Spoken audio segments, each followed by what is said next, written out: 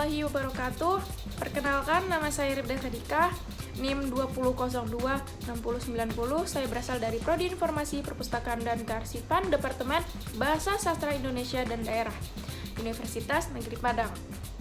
Jadi pada mata kuliah literatur anak dan remaja, di video kali ini saya akan menjelaskan mengenai ulasan saya tentang buku yang berjudul Aku Radio Bagi Mamaku, karya Abinaya Gina Jamila. Jadi buku ini tuh merupakan buku yang terdiri atas kumpulan-kumpulan cerita yang dialami oleh penulis ataupun tokoh yang bernama Alinka, yang dijadikan suatu karya tulis berbentuk buku. Jadi jika saya katakan buku ini termasuk buku yang menarik dan seharusnya menjadi rekomendasi bacaan atau literatur untuk anak dan remaja.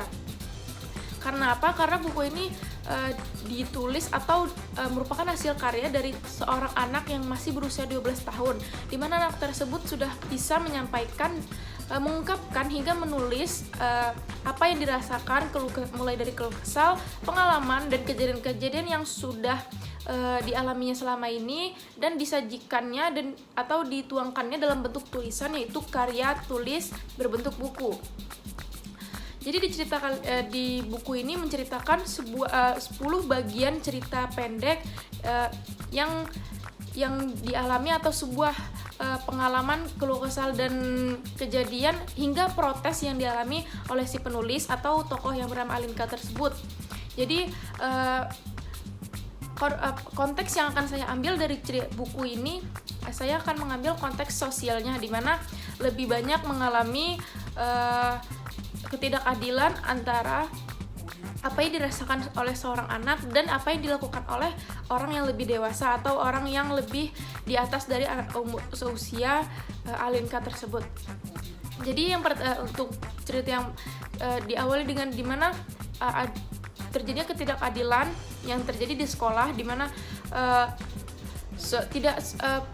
perpustakaan yang tersedia di sekolah tersebut tidak bisa digunakan atau difasilitasi oleh seluruh tingkatan kelas pada sekolah tersebut. Jadi anak untuk tingkatan kelas bawah tidak boleh menggunakan perpustakaan dengan waktu yang sering dan setiap hari, dan tidak boleh melakukan sistem pinjam atau peminjaman buku pada perpustakaan tersebut. Sedangkan anak kelas atas boleh menggunakan perpustakaan tersebut kapan saja, setiap hari, hingga meminjam buku tersebut. Selain itu, pada buku ini menceritakan ketidakadilan di rumah, di mana Alinka tersebut tidak bisa mendapatkan hak yang sama untuk mendapatkan bekal yang seharusnya ketika kakaknya mendapatkan bekal yang setiap harinya berbeda-beda menunya, sedangkan Alinka tidak mendapatkan menu yang berbeda-beda, namun malah mendapatkan yang menu bekalnya yang setiap harinya tuh sama.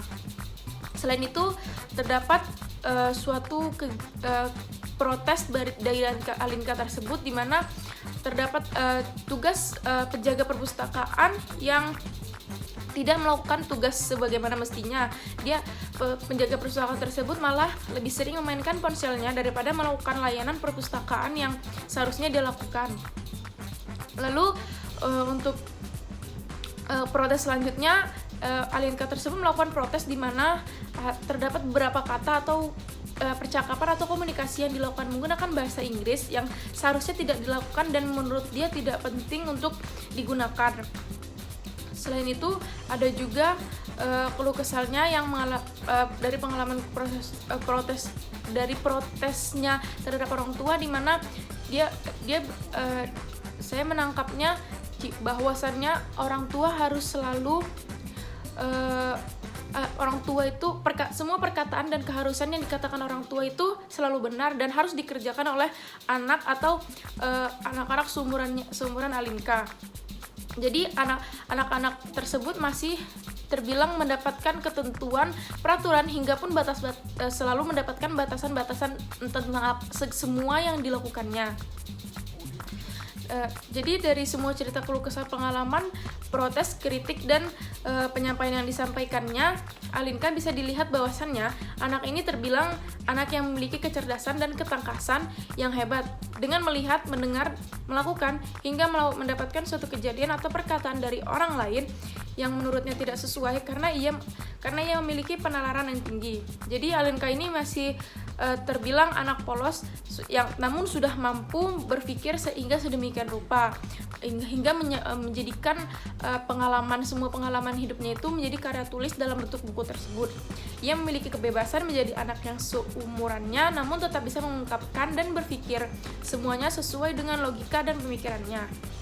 Itu saja ulasan dari saya mengenai buku Aku Radio Bagi Mamaku tersebut.